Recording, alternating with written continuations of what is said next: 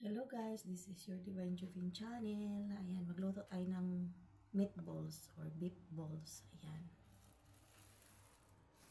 Ayan guys.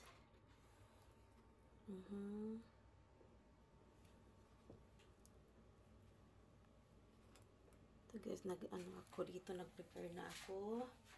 Actually, meron na yung beef dyan, yung onions, garlic na kinudkod, crush, and tomato.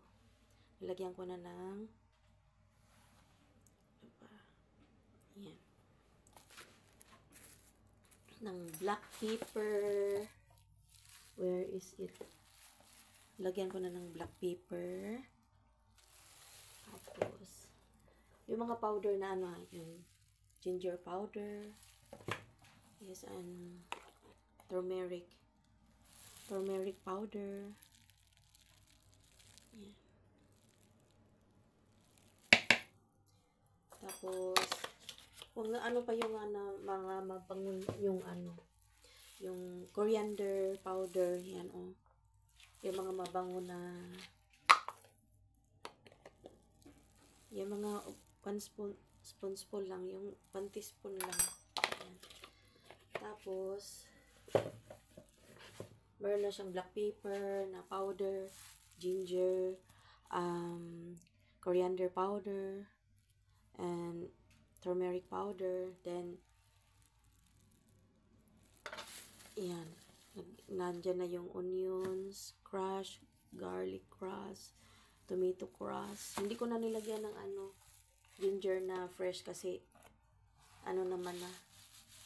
Yan, tapos lagyan natin ng soy sauce na konti. Yan, para malasa-lasa ng konti.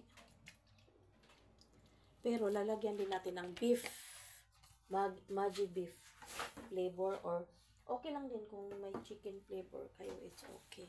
Pero beef kasi ito. So, lalagyan natin ng isa. Ito po. Anuhin ko muna, lusawin ko muna.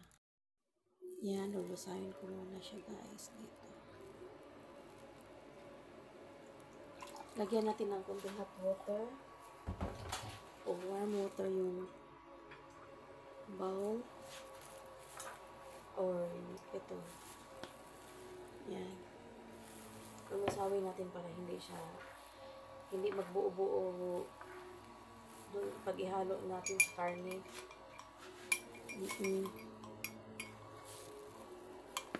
Lulusawin natin sa hot water yan or warm water. Yan po guys, hinalo ko ng ganyan yung beef cubes, Maggi beef cubes, para pag ihalo natin sa karne, yan, ilagay ko lang siya sa microwave saglit. Tapos tingnan natin kung lumamig na.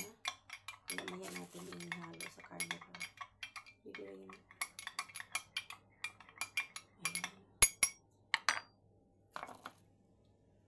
Okay na yan. Tapos ilalagay na natin ito.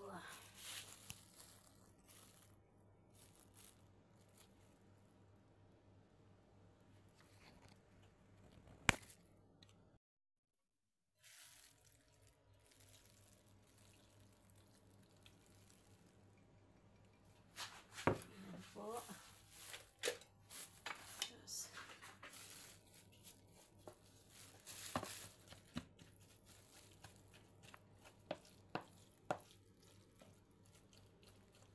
Magsusuot tayo ng hand gloves para ihahalo natin. Maglagay tayo ng cornstarch powder or harina na naman.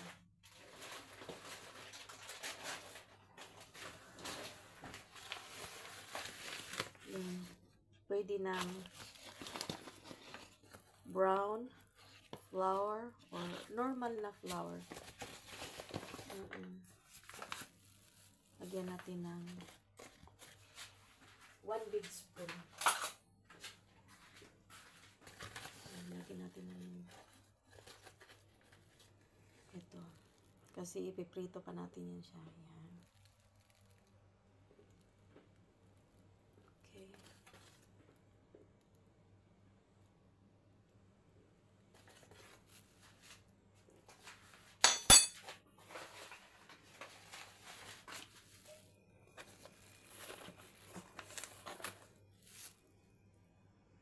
Yan po. Tapos lalagyan natin ng eggs. Ito yung eggs.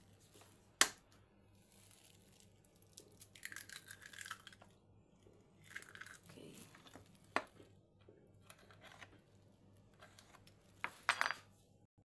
Tapos, pag meron kayong oatmeals, guys, ito, ayan, mag-add din kayo ng 1 spoon ito.